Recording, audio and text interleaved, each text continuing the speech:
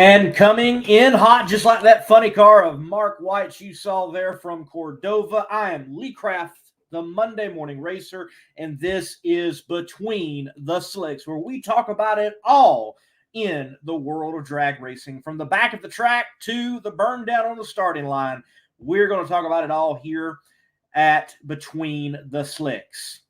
Whatever you want to talk about, whatever is on the agenda, whatever is happening in the world of drag racing, we'll talk about it right here. And in particular tonight, guest-wise, we're going to have another appearance from a member of the Southeast Gassers Association, Randy Kiefer. He picked up the Super Stock win from London Dragway in London, Kentucky, with the Southeast Gassers Association making an appearance there. He is a first-time Super Stock winner in the Southeast Gassers Association. So we will be talking with him later on. In around about 30 minutes, we'll be chatting with him, get the scoop on that bad Pontiac wagon and why he's in a wagon. And apparently it's got a big cubic inch motor in it. Definitely want to hear about that, hear if it's actually a Pontiac motor or not, those type of things, and go round by round with him on what it took to get the win. Let me assure you that when you take into consideration the competition that he had to go through to pick up his first win, the field, the deck, if it was stacked against him, and he won against some of the best in Southeast Gassers Association Super Stock action. So I'm looking forward to talking to Randy and get his story, as we like to do here on Between the Slicks. Yes, we want to talk to the big names, but there are plenty of other names throughout the world of just drag racing alone to hear from and get their story, and to just say congrats on getting a win, and especially a first-time win. So hit the like button for me. Hit the share button. If you're watching on YouTube, subscribe to the channel, and let me say thank you. Today, the Monday Morning Racer YouTube channel crossed over 5,000 subscribers. What is a subscriber to YouTube? That's someone that says, hey, I value what you are doing with your channel, and I want to be kept informed and get a notification here and there, and definitely keep my eye on what you're doing. It's actually free. It's something in the system of YouTube that helps keep people in the loop, and just crossed 5,000 subscribers today on the Monday Morning Racer YouTube channel. Thank you all for that support and that help for reaching that goal. Now it's just to continue to keep growing and spreading the good news of drag racing and the great action of drag racing and the stories of the great people that are in this motorsport right here on Between the Slicks and throughout the rest of the Monday Morning Racer platform, which, by the way, though this is a drag racing show on the Monday Morning Racer platform, all motorsports are appreciated, and you could even catch action from other motorsports through the platform. Let's go to the comments real quick. Thank you all for tuning in. Darren Williams Jr., American Hot Rod Entertainment, chiming in. Thank you, man. I appreciate you watching along. Drag Racing Central, appreciate that. Congrats on the 5,000 subs. I appreciate that. And Darren Williams Jr., 25 Top Fuel cars at the Big Go. Yes, drag racing is dying, right? How about this?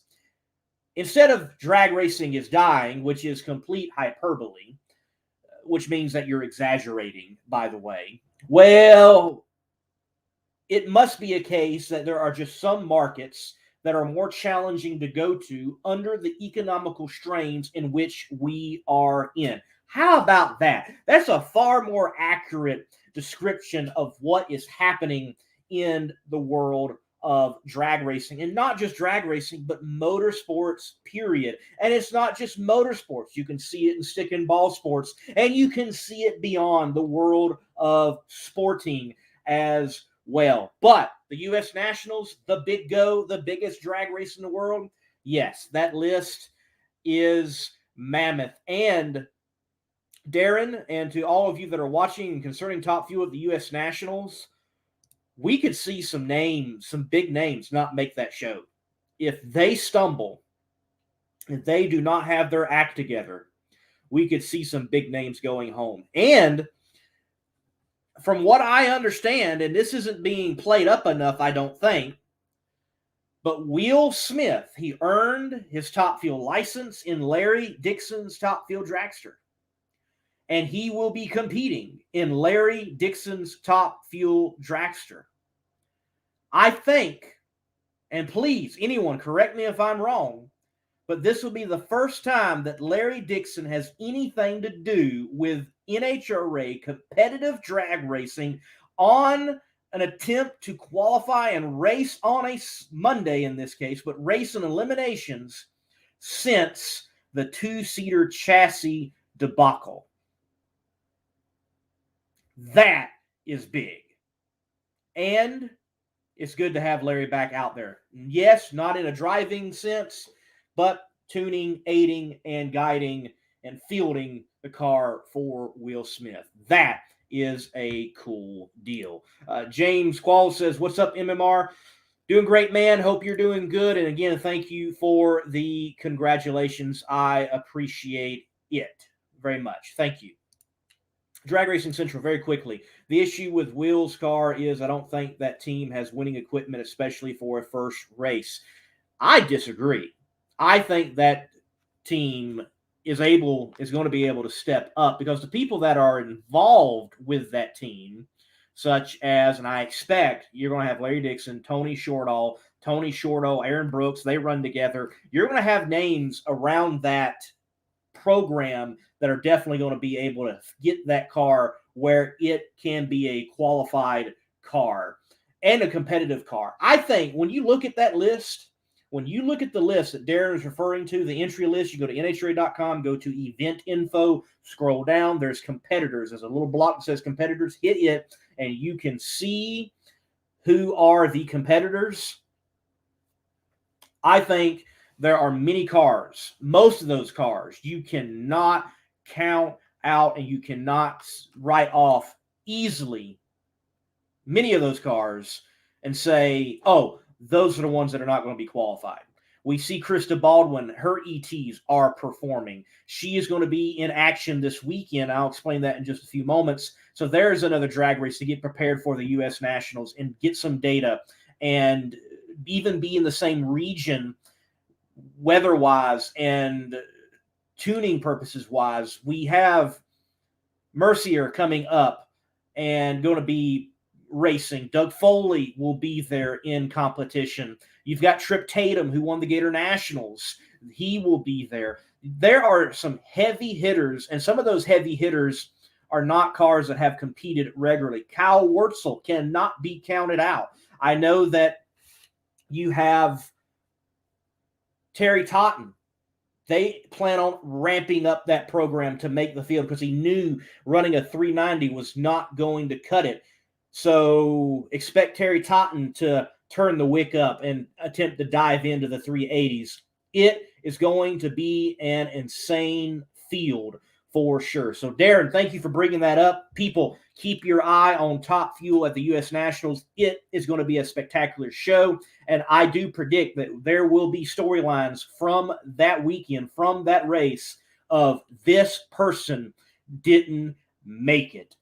On another note, it does seem like that Chad Green is safe for now of being in the countdown to the championship. He was really one of the only competitors out there that it seemed that he might be one to not make it in because he was not at Epping. Therefore, he's got to make it into the top 10 to make it into the chase for the championship crown. And with his performance at Brainerd, Minnesota, it seems that he is safe for now. It's very interesting. I haven't done the math, but I wonder if Blake Alexander does exceptionally well at the U.S. Nationals and maybe even nabs a win.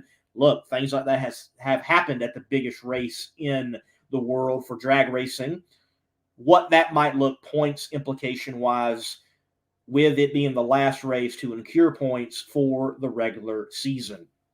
Well, look, thank you all for tuning in. We're going to take a quick break, and then we're going to dive into drag news for this 105th episode of Between the Slicks, right after this break. Power-Built Tools exemplifies innovation in the tool industry. From hand tools, power tools, and even tool storage. Check out powerbuilt.com for Power-Built Tools. And remember, use promo code MMR15 for 15% off at purchase.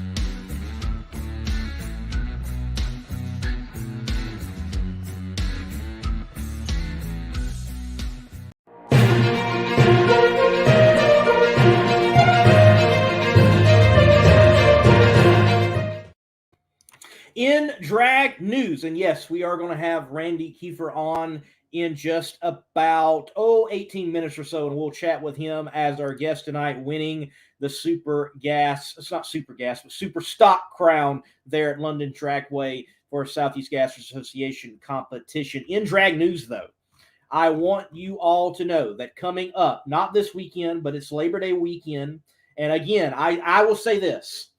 Go first to Mocan Dragway outside of Joplin, Missouri, almost into Kansas, and enjoy the action at Funny Car Chaos.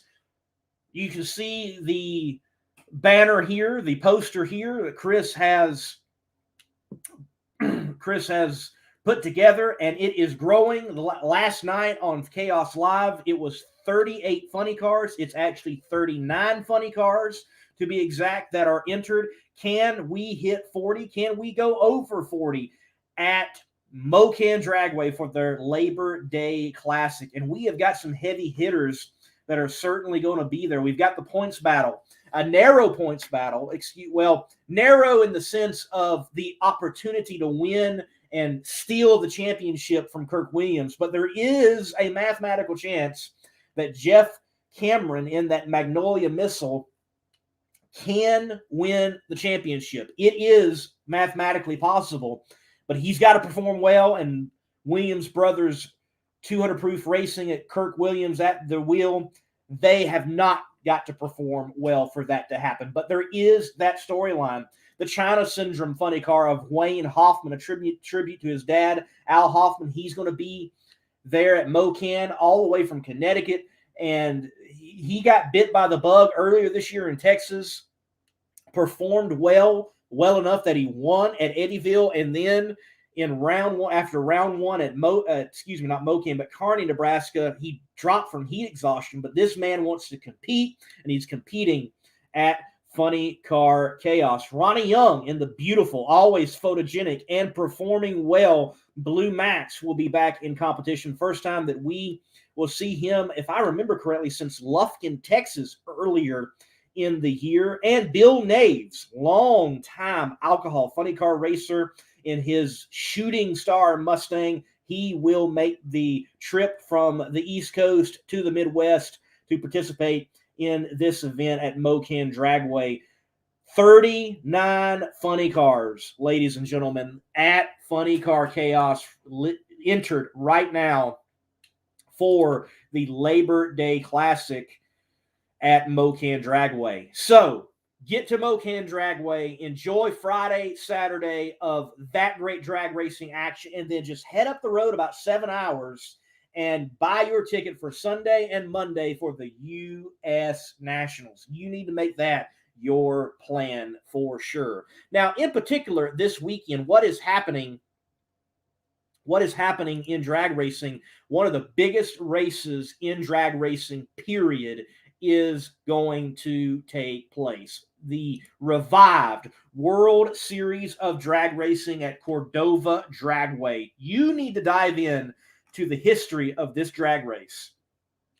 It is right up there with the U.S. Nationals. It is a World Series, that has been going on for a very long time at one of the most historic tracks that there is, Cordova Dragway. And on the docket that night for those 2 days, the 26th, 27th, 28th, 3 days, especially Friday and Saturday, Top Fuel Dragsters, Nitro Funny Cars, and a whole stack of Nitro Funny Cars are going to be there. Some are Chaos competitors, some our NHRA competitors. A whole stack, a whole field of Nitro Funny Cars are going to be there. Krista Baldwin, as you can see on the promo flyer, she will be there. Bruce Litton in his Top Fuel car will be there. I didn't know Bruce Litton still had a Top Fuel car, but he's going to be there, and they're going to be match racing. And I think this is important for Krista Baldwin. Yet another event, spreading her name, but getting more comfortable behind the wheel, earning more data, getting prepared to go into the U.S. Nationals off of what she just did, though losing round one at Brainerd, running a career best ET. So that's why do not overlook Krista Baldwin and that team of the Greekette going into the U.S. Nationals and qualifying. But there's going to be Nitro Harleys, Pro Mods, Jet Dragsters, and Jet Funny Cars, Nostalgia Pro Stock cars, Gassers, you name it. It's all going to be there. They got a stellar Quick 8 program there at Cordova. If you are anywhere near Illinois, Iowa, it's right on the Mississippi River, that is the place to be this weekend. If I did not have content to catch up on, and if I just did not need a little bit of a respite before this last quarter of the season, which is going to be wild, kicking off with the U.S. Nationals and MoCan and back to the U.S. Nationals, and then PDRA and Sega and Funny Car Chaos and Stampede of Speed and the finals of this and that and so many other series, I would be there. But I have got to get ready and prepared for what is coming up. But you need to get there. And if you got a channel, take a camera, go interview somebody, promote this event. The World Series is renowned, and it needs to get out there of how great the event is and will be and continue to be for the future. But Cordova Dragway is the place to be this weekend. Continuing in news, sad news, I would say, the ADRL, which in its heyday was an outstanding, near, some say, miraculous drag racing sanctioning body that just had outstanding crowds and energy, people coming out to watch drag racing. Well, it was revived earlier this year after being revived another time, and after being revived another time, and now it is defunct once again and being scrapped and shuttered. Andy Carter was the general manager, and heavily involved with Mel Roth, who we even had on this show earlier this year, and he's been on the show at other points as well, speaking about the ADRL. And it is a situation where Andy Carter signed with another drag racing body. That drag racing body in the press release was not named. I suspect, though, that it has something to do with the most recent purchase of the IHRA, or the forming of what you all should be on the outlook for of the IDRA.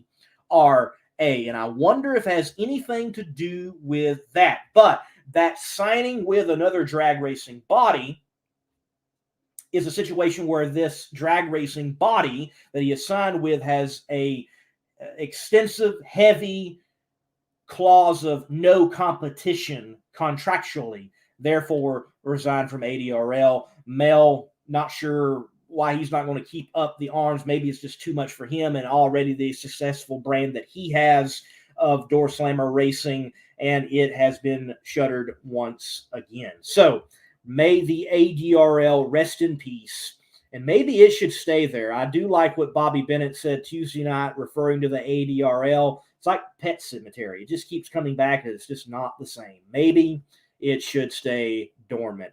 Granted, American Drag Racing League is a great name for any sanctioning body, if it can truly be that. In the Northeast Outlaw Pro Mod Association, something that has been around for 30 years and 30 years strongly, Kevin McCurdy picked up the win at Maryland International Raceway. Here you see him in his Pro Charge Camaro, and here you see him holding the big check for $6,000 from the Northeast Outlaw Pro Mod Association. And Kevin McCurdy is a former champion of the series. This is a newer car for him. They've been working out the bugs, and this is the first win of the season for him. Congratulations, Mr. McCurdy. Moving on in the winners of events, Mark Hunter. He wins the World Fuel Altered Nationals at Eddyville Raceway Park this past weekend. You can see his car, the Jailbreak, which He hails from Tyler, Texas, the rose capital of the world. I actually lived right below Tyler in a little town called White House. But Mark Hunter and team, they got the job done. And if you haven't heard about the World Fuel Altered Nationals, to me, it is another one of those drag racing dream events where you have, guess what? Fuel alters come together and duke it out for the top fuel altered in the world. If you're a fuel altered and you're not at this race, shame on you. You should be at this race and compete in it and support in it and be a part of it and vie for the A field win in this race. It is your race. Be there. Eddyville Raceway Park, again, just continuing under Gerald Kramer's leadership to do different things within drag racing. If you want to hear more from Gerald, we had him on about 3-4 weeks ago right here on Between the Slicks, talking and chatting with him, the owner and operator of Eddyville Raceway Park. But congratulations to Mark Hunter and his team. Looking back at the Lucas Oil Nationals at Brainerd, Minnesota, J.R. Carr in Mountain Motor Pro Stock, he got the win. Congratulations to J.R. Carr. He is someone who has also been on the show. I've interacted with J.R. many times, and J.R. has a bad, fast hot rod. If they can continue just to put it all together, he is definitely a championship caliber individual, and he's vying for that certainly in the PDRA with just a few races remaining. Bob Tasca is your winner in Funny Car, and that team has definitely figured something out in their tuning. And Bob Tasca is doing an exceptional job driving, and he picks up another win in the NHRA and definitely looks poised to go into the countdown as possibly the top candidate on the hot streak rolling into the playoffs of the NHRA. And Steve Torrence gets it done. I don't find it as any shock that Steve Torrence gets the win at Brainerd, Minnesota. I think he did do it a race too soon because I predicted that he was going to go all the way to the U.S. Nationals without a win and then win the U.S. Nationals and make a statement of, boys, we're back and we never left. Don't call it a comeback going into the championship playoff rounds. But he picks up the win, and I think you've got to say that finally, hopefully, a lot of the critics of Steve Torrence and them not winning and them not producing, even though he was having an extremely consistent year, that they can finally shut up. I expect him to be a major player in the championship chase and never doubted the situation for him in the NHRA. So, there is some of the news from the world of drag racing. I think in the world of drag racing, one of the big news items that we can participate in and we've been looking forward to is, well, tomorrow you're going to be able to get your hands on the first NHRA video game in a very long time. Matter of fact, if you want to see gameplay, you can see it now on NHRA and their social media outlets, but you can also find a link on the Monday Morning Racer platform, the Facebook page, and the Twitter account. And I shared from the personal chat that I was clued in on, that I have with some other content creators, that there was this individual live streaming last night the NHRA video game. Apparently his Walmart let the proverbial cat out of the bag, and they already had copies on the shelf, and he purchased a copy, and he was streaming it. And it was fascinating to see the gameplay beyond just screenshots of the cars like this. But he raced Funny Car, he raced Top Fuel a little bit, and then he did start career mode. And on Tuesday night, had the pleasure of talking with Alex Knight right here, and he is the director of development on this game there at Game Meal, and did hear many encouraging things. Watching the live stream last night, the streamer, though, whoever he is, glad that he was giving us an insight, but he might not be the best streamer in the world, but he was having fun, and it was fun to watch along with him. There was actually some quite funny moments on the hot mic that he had going on while he was putting on his live stream. But the game, I feel, and we can say this is a burn down segment, it may not be a full simulation, though it does have tuning, though it does have, I think, good looking cars. Granted, they may not be accurate to OEM specs. They are good looking cars. What I do think is rendered beautifully are the tracks. The facilities and the tracks look absolutely amazing, in my opinion. Remember, if you're watching a live stream, and maybe someone that doesn't stream often, I don't expect the graphics and I don't expect the sound to be just right, because it is being piped through a streaming situation. So I think a lot of people are going to be far more impressed when they're looking at it on their screen. They're hearing it through their speakers or headphones, because it was something that Alex Knight stressed, that they did get pit audio. They did spend time in the pits. They did spend time at these tracks. They did want to have scenic raceways such as SGMP and Tucson, and even Atlanta got rendered. So digitally it's saved. Yes. Nonetheless, even if this game is not a full simulation, it is something that I think so far does appear at least to be decent, that can be built upon, and people that are younger can be engaged with drag racing through an electronic means. So, on that, I think the NHRA has already succeeded in fielding this title into the market. Is there going to have to be work done? Yes. Like, I hope that eventually there is a patch for true multiplayer action. But with there being a split screen situation, get your buddies together. Play split screen. Hey, drag racing sanctioning bodies, especially the NHRA, have places set up where you can go play this game and interact with it, and people have parties and people get together and use split screen. I don't know about you, but I miss split screen. I remember that's what I grew up on. I do want multiplayer, but it might be a great party game and a great garage game, if you will, for the boys and even the girls, and play split screen. So, is the game going to be perfect? Well, no. And I've never played a perfect video game, but I have played many that are stellar and great, though they may not have perfection to their credit. And I think we're going to be looking at that with this title.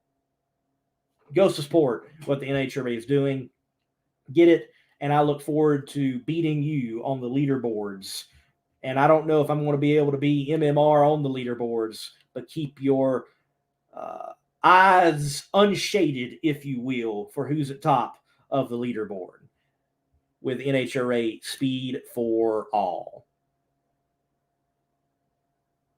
So, DRC, yes, I agree. It is a letdown, but it may be something that comes on along later. Here's a game, for example, big release many years ago. One of the most revolutionary game in the gaming world, Red Dead Redemption 2. It did not release automatically with multiplayer. It rolled out later. So, that may very well be the situation we're in.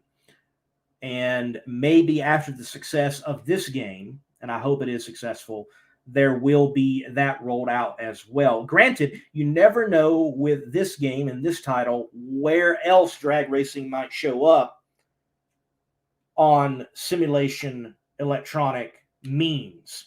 I think everybody would love to see an iRacing some way, somehow. Maybe that happens with the success of this game. I don't know. Michael Huddleston, thank you, man. He says, thanks for the Southeast Gasser coverage. Love talking to the Southeast Gasser guys, and we're going to be talking to Randy in just a few moments. Drag Racing Central says ADRL was the start of the 8th mile movement. I don't know if what they did can ever get recreated. Well, the ADRL, it was phenomenal. But that's not to say that it was unique. The NHRA has experienced great crowds. Other sanctioning bodies have experienced great crowds and energy and have had great moments. And I would say it was not the start of the 8th Mile movement. The start of the 8th Mile movement comes from predominantly where Pro Mod, to some degree, even started. That's the quick 8 type of scenarios and situations at tracks that were just that, 8th mile. Ladies and gentlemen, remember, there's this whole debate. It seems like, oh, quarter mile, 8th mile, and what's real and what's not. There are tracks out there that are 8th mile because they have to be. They're in a landlocked situation, or they're in a geographical situation that it has to be 8th mile. In fact, there is even 10th mile drag strips out there. And yes, there is even half mile drag racing. Rare, but it's out there. So drag racing is more than just a quarter of a mile. Drag racing is more than just nitro. Drag racing is more than just what you think it is. And I think one of the great areas in drag racing right now has to be the Southeast Gassers Association. So let's take a break and let's get the Super Stock winner from London Dragway, Randy Kiefer, right here on Between the Slicks, and chat with him next. If you own a beautiful modern muscle car like this 1320 Challenger, I'm sure you don't want it stolen. Because the Challenger and many other modern vehicles have an easily accessible neutral release strap. That was your coin holder in your central console, and beneath that there's this red cord that someone can pop, put it into neutral, and potentially easily steal your car. But at Destroyer1320.com, they have the TDS, Theft Deterrent System, which is a cover over that strap using factory mounting points so that you don't get popped by a thief. So make sure to go to Destroyer1320.com using promo code MMR for 15% off and get your Theft Deterrent System TDS and steal the thieves' hope. Randy. Hey, Lee. Man, look, good to have you on Between the Slicks here tonight.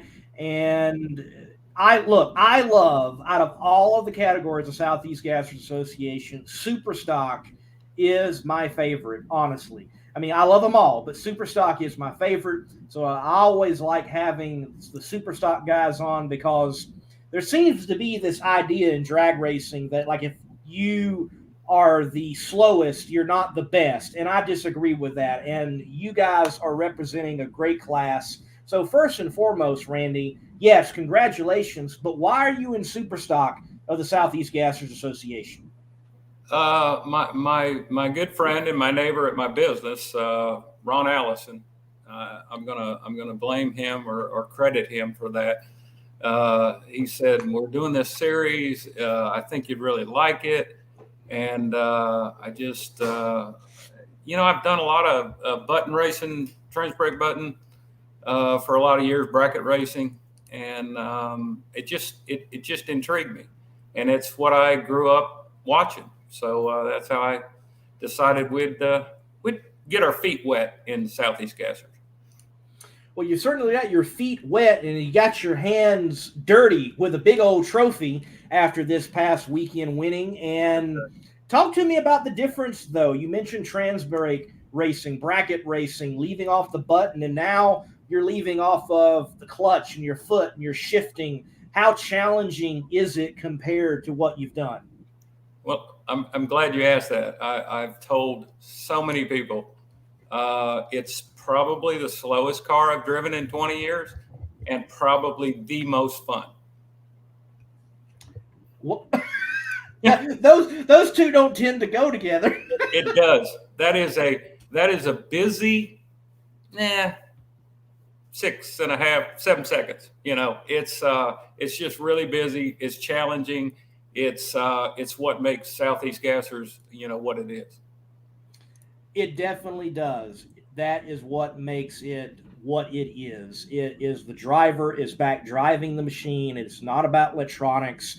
You have to manhandle, or for the ladies, woman handle those things and get them down the track. And There's a lot of emphasis with the Superstock class about the tire and what Hoosier has developed with the tire. So, how challenging is it to get the car in particular to hook with the tire you all are running? And I'm curious, have you ever done any experimenting to see what it would do without that tire and something a little bit more modern, if you will?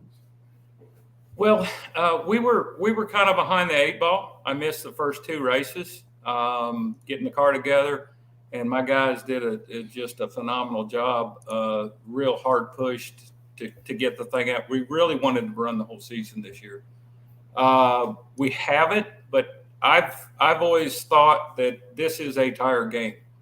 It's about chassis and clutch and tire. That is the great equalizer that Quayne and Dallas and Randy did, making this class so competitive. Well, speaking of getting that car together, you have a station wagon. I mean, you have a grocery getter as your hot rod, and you alluded in the interview with the Sega announcer that it has a story of you all saving it from a zombie death, if you will. But talk to me about its history. Talk to me about why a station wagon. And then I overheard two big cubic inch motors. What are you packing underneath the hood? Well, we're running a Butler Performance 406. It's a 30 over 400. Actually came out of my street car. That is an original 69 400 with about 54,000 miles on it. But when we decided we wanted to go Sega racing, that's what we had. It was parts availability was a problem at the time. And David said, if you got a block and heads, we can make this happen in the time frame. And I said, let's go for it. So it's a 406. The wagon, I've always kind of had an infatuation with them. Just liked them. I remember seeing the old 55 Nomads, and I'm a Pontiac guy, so the only thing it could be is a Pontiac wagon. So. Well, there you go. And what about it coming to drag racing instead of meeting? I loved how you put it, a different death in the car world. I've told a lot of people the car runs so good because we saved it, and it's back on the road and it's happy. And I'm kind of that way about cars and old cars, and they need to be saved. And I am not. I like to hot rod them. I'm equally as impressed with the people that want to put them back factory. But as long as you do something with them. This came to me, the guys at my shop, I own a structural shop, and they found it, called the guy who was down in Chattanooga. He was going to make it a rat rod. Now, not to make any of the rat rod fans out there upset, but I'm just not into it. And so we got it, and I thought it was almost all the chrome and all the glass was in it, and I just couldn't believe it was in that kind of shape. So it really needed to be a race car, though. Everything else was pretty well gone. So is there any sense of pride that you are beating the competition in a station wagon? And is there a sense from competitors of like, nah, I can't let that station wagon beat me? I know me, if I would either be in a station wagon or like, please let me never get beat by a station wagon. I've never sensed that. And Lee, you've been around Sega to know this is just the greatest bunch of guys, and they have welcomed me. We hit the ground, running pretty hard, and I think that's due to we tried to put our homework in on the front end and come out with the package that we thought would work. But no, I haven't had that sense. But it is kind of I snicker a little bit, I guess, about the wagon. So. Getting it done in an old tin Indian. Now, you have it dubbed the Spine Tingler. So why that name? Were you watching zombie movies or that night or something? What was going on? No, we literally, a couple of my real good buddies, Ron Hunter and Mickey Huddleston, we've been racing together for on and off 40 years. And we were kicking around, okay, we're going to do this. We got to name it. And I am a member of a Facebook group called Pontiac Memorabilia and Literature.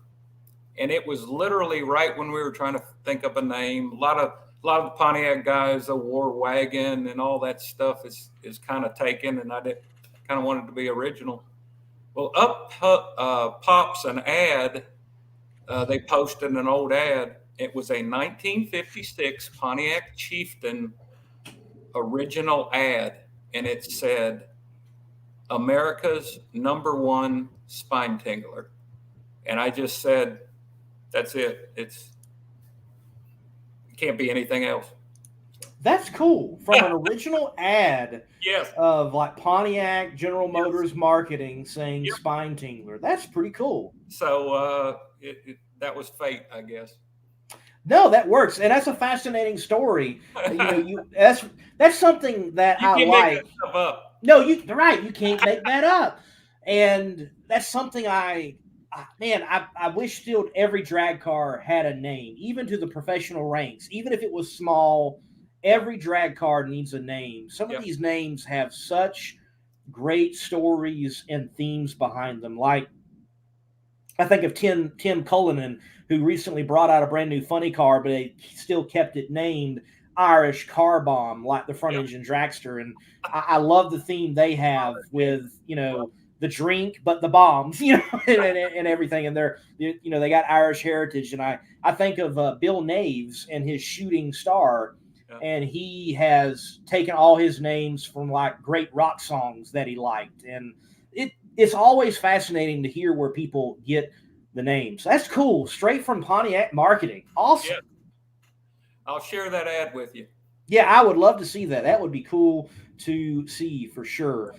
Now, let's get down to it and talk about this win. So, London Dragway, I imagine not too far from home, wherever you reside in Tennessee, but your win, you had the deck stacked against you. You had to go up against some heavy hitters, even your friend there, Ron Allison, who is the defending champion, to get this win. So we're going to start it off with round one for everybody, and we'll break it down from there.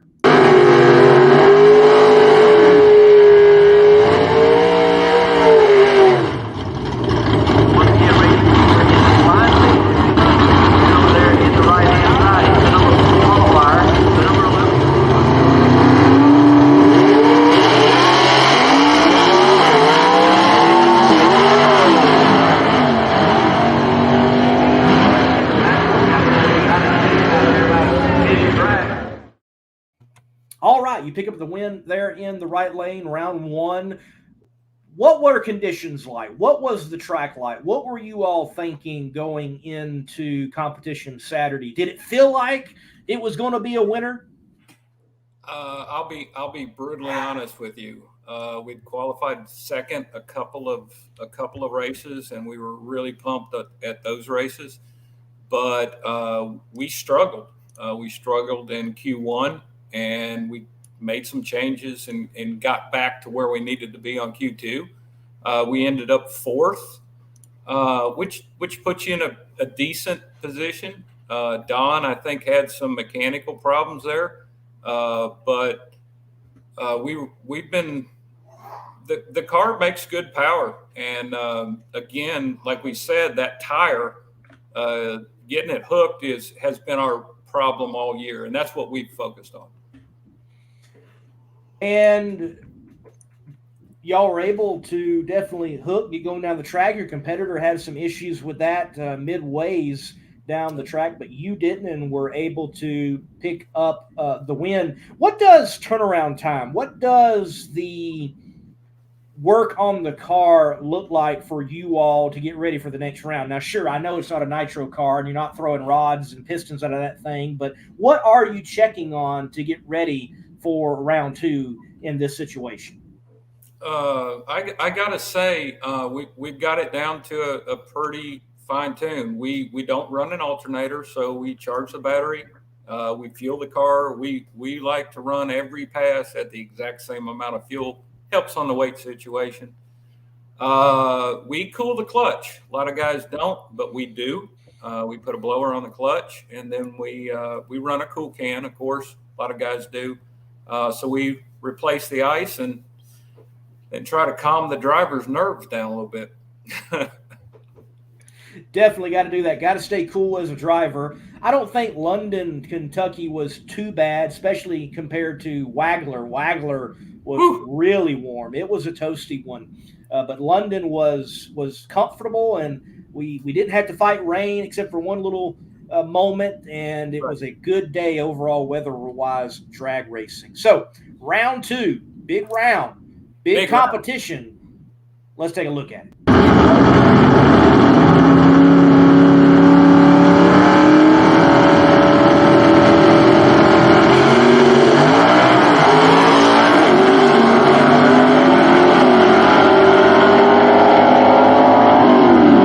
Randy Kiefer pulls out a win with 3-quarter, holding trailer. So the point leader goes down right here in the second round. Rick Varner, the points leader in the little pony car, is taken out by the station wagon of Randy Kiefer. Dude, did you ever get calmed down before going into round 2? No. And Rick is a phenomenal guy. I mean, we were talking about those guys welcoming me. And Rick is one of them. Rick is just a super guy. I owed him one. He put the hurt on me early, so I was able to hang pretty close with him on the lights, and we were able to power past him. So, and that's something that, man, kudos to you, because I don't think many people get to say that in Southeast Gassers Association competition, whether it's A-Gas, which is where he also competes, in Superstock, that you were able to get off the line and keep motoring on, because he's got a great platform in both categories of his racing operation. He is, and he is a fine fellow. Well, you continue to knock down the fine fellows, and this time in round 3, the semifinals, it's your buddy that kind of got you in all of this, as you told earlier, Ron Allison, who is defending world champion. So you go from points leader to defending world champion. Yeah. For your congratulations on getting the round 2 win. That was tough. You talk about out of the fire and into the frying pan. That was tough. It was. He is my buddy, and that was difficult. I imagine, buddies, each time they talk before going up in eliminations or something, they're like, yeah, I think I'm going to try to do this, try to get that, and I think I need to deep stay, or whatever it is. I imagine there weren't any pointers before this one, though.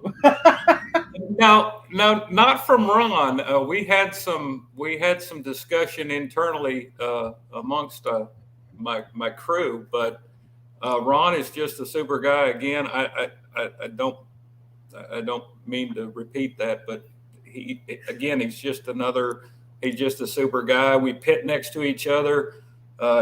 He's welcome to anything I got, and vice versa. So that's tough. And but we wanted one of us from Cookville to come back a winner. So. All right, let's take a look at that semifinal matchup.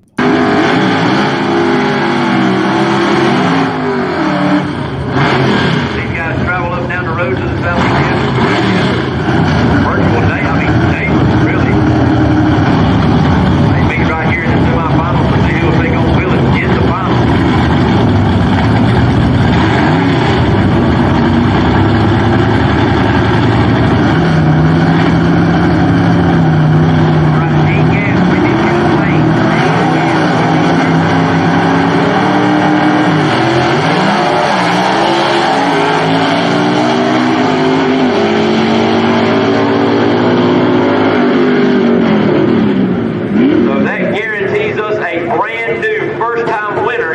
for stock this year. Well, Ron was ready, maybe just a little bit too ready. Turns on that evil red light. You are given the win. Did you see the red light, or did you think you had to pull it all the way out? I did. It was a pretty good red light. I saw it.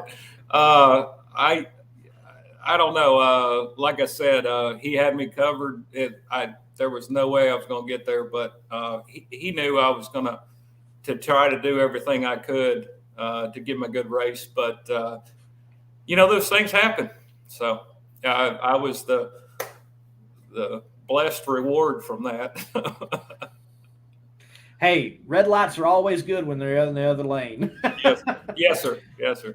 So was this your first final period in Southeast Gasser Association action? I don't recall you being in another final round, but I haven't been to all of them. So was it the first final?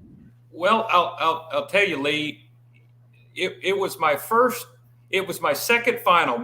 Ron and I went to a final. I can't remember where, but we were in the finals together, and he put it on me pretty bad. But well, when you get to the win, this was my first winner's circle period in 40 years. Wow! Yeah. I'll tell you what. Let's take a look at the win then and talk about that.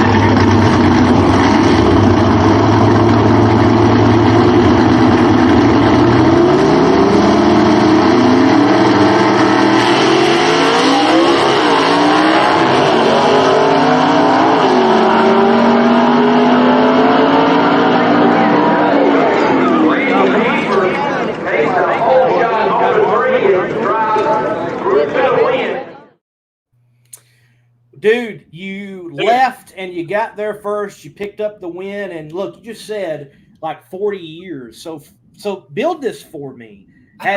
What was the last time you won, and how long have you been waiting to win again?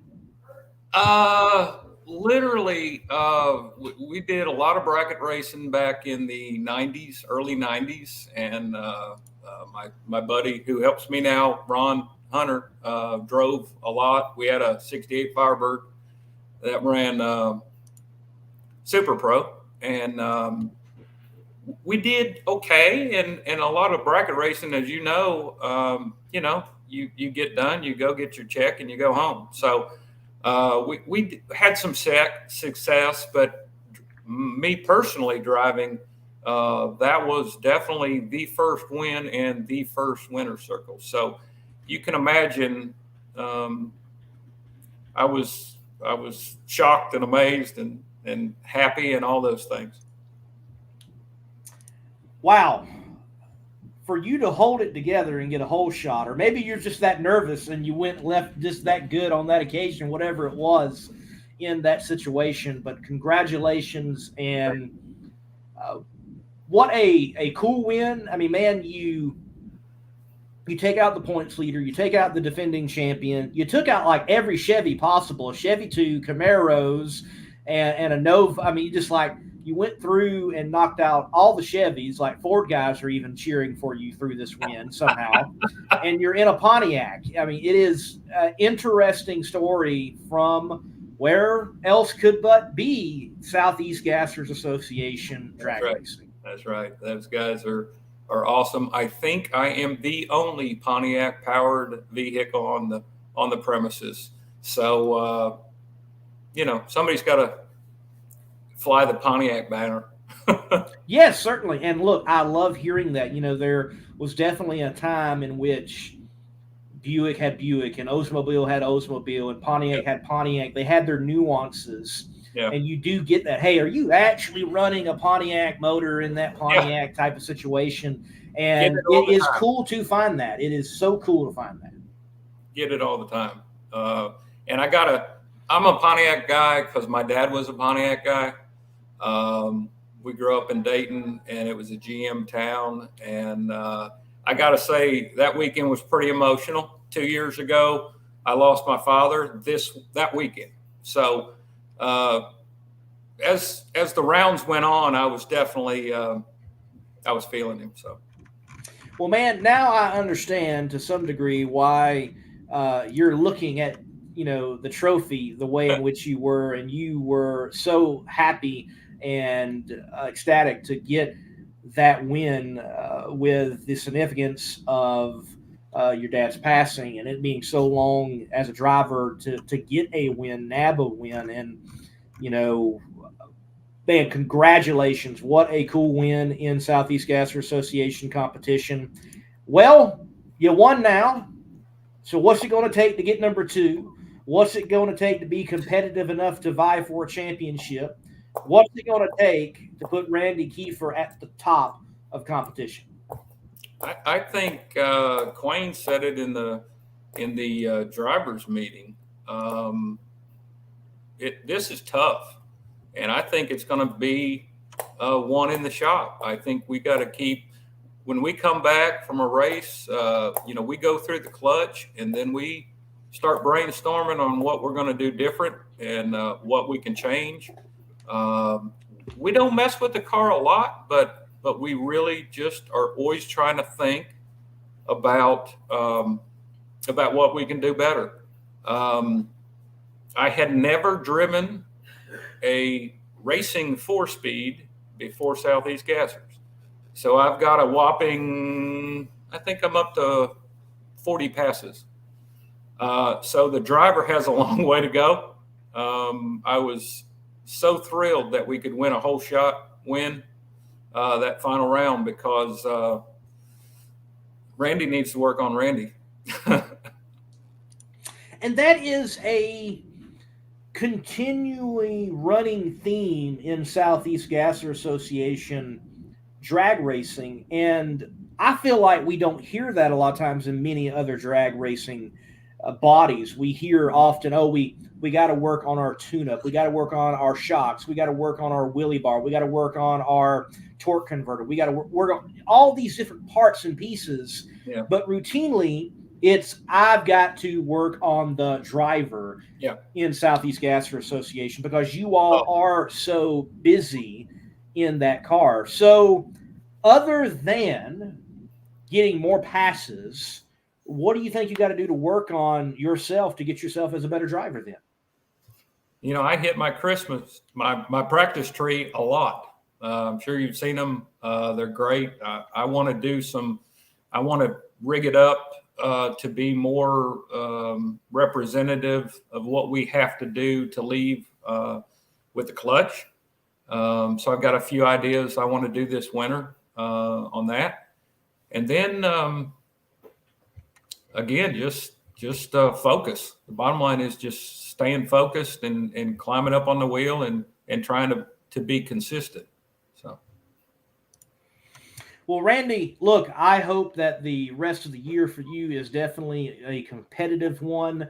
The more competitive you are, along with your other competitors, the better the competition of the storylines is going into the championship and who will hold that and hoist that trophy. And hopefully we've got several cars going in the Shady side that will be vying for that championship. What do you think you all are going to encounter at Savannah River Dragway? Have you ever been there? Will this be the first time visit? And what are you expecting from Superstock?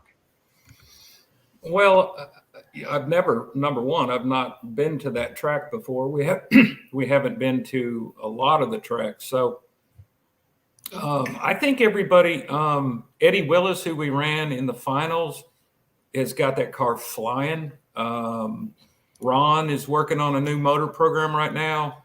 All of them are so competitive. I remember looking at the qualifying ladder, and I just looked at it today. There were 10 or 12 cars within 4/10 I mean, that is unbelievably competitive. So that just goes to show you that anybody can really, a little luck here and a good light there. Anybody can win on any day. So, but that's what's exciting. It gives, excuse me, a new guy like me an opportunity to go out and compete. All right, last part of the show, we're going to give you the floor. And, man, I know there are plenty of people to say thank you to. So we're going to give you the floor, say thank you to whoever you need to say thank you to. And I know that includes Ron Allison, but you got to be glad you beat him still. Oh, yeah. Well, I appreciate it. I got to put my glasses on just a second. But, David and Rodney Butler are just phenomenal guys. Butler Performance. Bonifani Friction has helped me on my clutch program. BMC, they have done my chassis and done some work. Duck McDonald did my rear end. Phenomenal guy. And then I got to thank my shop. Like I mentioned, I own Stone Steel. We're a structural fabricator, and Jeff and Brian and Red, all those guys have just worked their butt off to take care of some things. RLC Motorsports, they're just some big fans. And then, to be honest with you, just my family. They are so supportive. I've got a grandnephew, Grady and Parker, and a grandson, Dean, that are the biggest Spine Tingler fans there are out there. So I'm just blessed to have that group of people around me. Of course, Ron and Colby. Colby's a big ass racer. He's going to school down here at Tennessee Tech, and he is just a phenomenal young man. He has brought me along on my clutch further than I ever thought I'd be at this time. So I appreciate everybody that's been a part of this, getting this car together and coming out running strong. So, and I appreciate you. Your work is phenomenal. You are a Southeast Gassers fan to the bone, and it shows, and that helps us grow a great program. Well, I appreciate that. Thank you for saying thank you to all that you did and me. And, one of the reasons I have you guys on is I just think there's great stories. And I think it's fascinating within the Southeast Gasser Association that you have people just like yourself. And I see a similar storyline within like Funny Car Chaos too, that you have people who have raced sometimes years, decades, and they're doing something completely different than what is the norm. In this case, throwing it back under strict rules. You've got to have it a certain way, do it this style, and no aids. And they're getting the job done, and they're winning. And and great stories are being developed, and brands are being revived, and drag racing, how it was, is being seen, and all of that is great. And I just felt there needed to be an avenue to tell that story that much more. The Southeast Gasser platform is spectacular, but I looked and I'm like, well, why not talk to these guys on a live show? Why not talk to this person on a live show? And that's why Between the Slicks even exists, because even though I think Drag Illustrated or Drag Zine or whoever else should be talking to a Randy, they're not. Well, fine, I'll talk to them, because I think you getting your win is a great drag racing story. So thank you for sharing that right here. And I'm expecting to see on the car the next time I see it, one little scalp for a win. Yes, sir. Yes, sir. We appreciate you. Thank you, Randy. You have yourself a good rest of your evening. You too.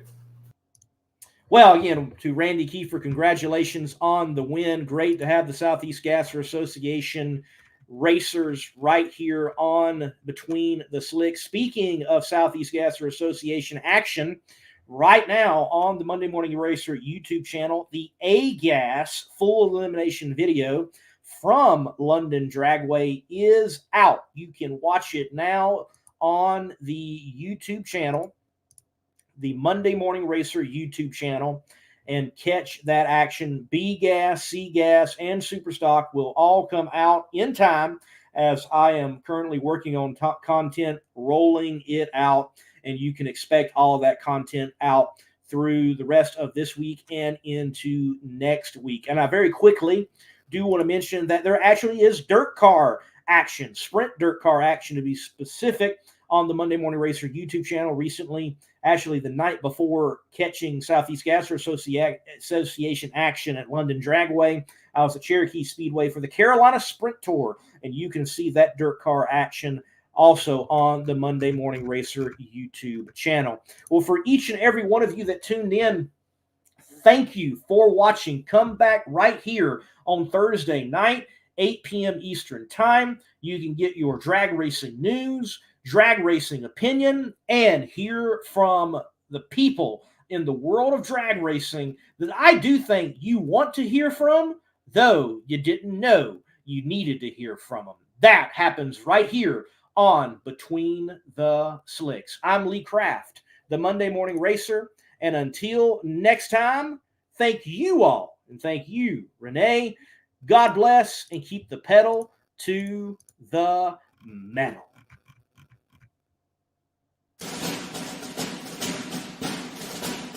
Hero Soap Company is a veteran-owned establishment that produces all-natural, essential oils infused soap that is sold with a portion of the proceeds supporting other veteran groups.